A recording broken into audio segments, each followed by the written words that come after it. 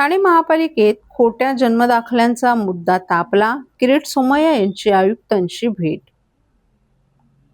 ठाणे शहरात मोठ्या प्रमाणावर खोटे जन्मदाखले तयार केले जात असल्याची माहिती समोर आल्यानंतर भाजप नेते किरीट सोमय्या यांनी ठाणे महापालिका आयुक्त सौरभ राव यांची भेट घेत गंभीर चर्चा केली.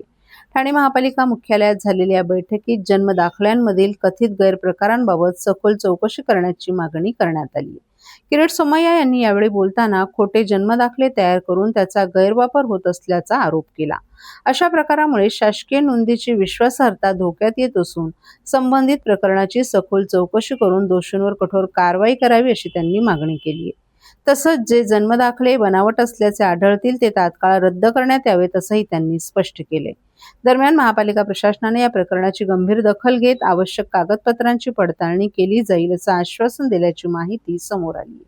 या प्रकरणामुळे ठाणे महापालिकेच्या जन्ममृत्यू नोंद विभागातील कामकाजावर प्रश्नचिन्ह उपस्थित झालं असून येत्या काळात या प्रकरणात आणखीन खुलासा होण्याची शक्यता व्यक्त केली जाते. आज ठाणे महापालिकेचे अधिकारी आमचे उपमहापौर कृष्णा पाटील आमची संयुक्त बैठक झाली. मुंबईत जसा जन्म प्रमाणपत्र घोटाळा झाला आहे तसाच घोटाळा ठाण्यात पण झाल्याचं दिसत आहे. यावेळी आमचे अधिकारी नगरसेवक भरत चव्हाण आणखी उपस्थित होते.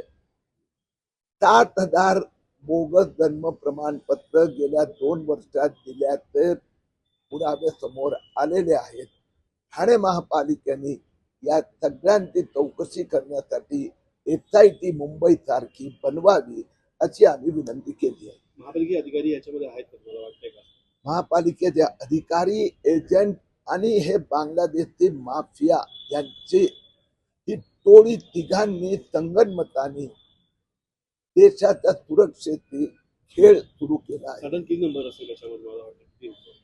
मला वाटतं ठाण्यात 25,000हून अधिक बोगस जन्म प्रमाणपत्र दिली गेले असेल गेल्या 3 वर्षात.